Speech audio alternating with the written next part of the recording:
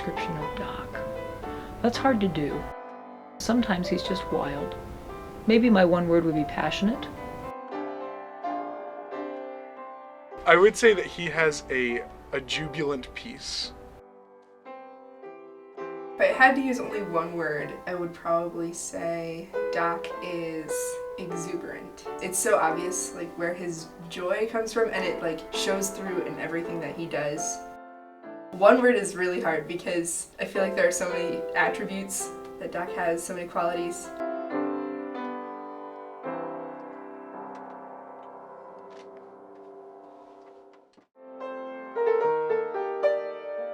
Well, the word that I would be hoping I can develop in my own soul is joy. I mean, what's the point of Christianity if my affections aren't moved in response to the truth? He's definitely at peace and very joyful in his life. He tries very hard to see God and to know God, and that is what fuels his joy. The thing you most need to know is that he really loves the Lord and he really wants to serve the Lord. What God has done for us in Jesus is breathtaking.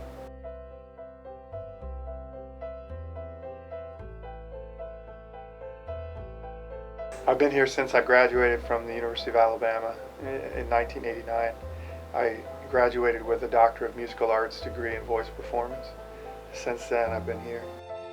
Doc has a really interesting sort of nature, and a lot of it's because of his background. We were both students at Bob Jones University. He was a faculty kid. His mom was on the speech faculty and his dad was in the history faculty. And because both of his parents were teachers, there was an incredible love of teaching and passion to communicate that was a part of their home. Of course, I've loved opera since I was in high school. Yeah, that's been a huge part of my life, yeah. My last semester at Bob Jones, I made my schedule so that I could sing in the opera. He was the understudy for the tenor, and we didn't bring in the big name characters until the very last week. Somebody asked him what opera company he sang with, and he wasn't even to that stage yet.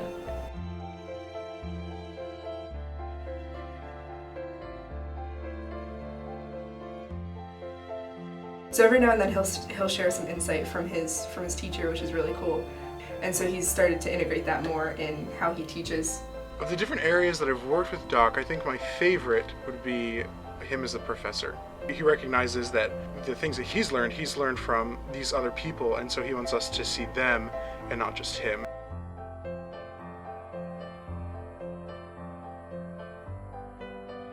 The leading of worship comes out of a desire to see others come to that same passion. So I think for him, leading worship is a huge way to just communicate those gospel truths over and over again. Yeah, I guess that's probably become the greatest passion right now. He's got a unique style just in how he leads worship. That gospel fuel is kind of what drives his worship. Well, I think that Doc, specifically in chapel, when he's leading worship music, has a really good grasp on what fuels emotional response to God. So he wants to make sure that students understand who God is as we sing songs. It's all about the students. I just think that the students are the best reason to be here. I wanted to teach at a Christian college because of the interaction that we have as brothers and sisters in Christ.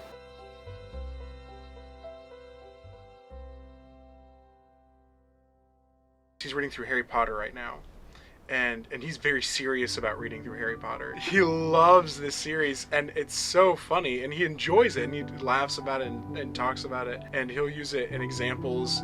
I won't ever be like Dumbledore, but I might get older, you know. So. I just don't have the hair. He's got a lot more hair than I do. No, I love Harry Potter. It's our mythology. You know, Tolkien's the same way, you know. Same thing with the Bible. It just happens to be true. We were talking about what house we were in for Harry Potter, and he hadn't yet been sorted, and so we were talking about what attributes of different houses we liked, and then he ended up taking the test, and he ended up as a Gryffindor. we often see the more studious side of Doc or the more thoughtful side of Doc, but Doc is also just, he can be really laid back and really fun. He does enjoy, laughing and having a good time, but he also is very serious about a lot of things too. At first, I was really kind of thrown off by him, because he is such this big contrast between his goofy side and his serious side, but they work together well.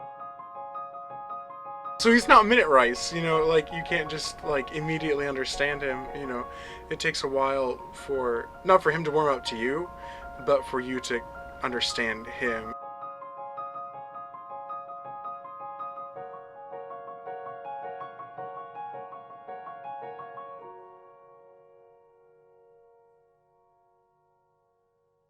If you've never had the chance to talk to Doc in depth about anything, just do it. Because he loves meeting new students and interacting with them. And once you start interacting with him, things begin to make more sense. And he's probably one of the most joyful people that I've ever met. He's fun. He has a sense of humor, and he's not afraid to use it. He's super fun guy.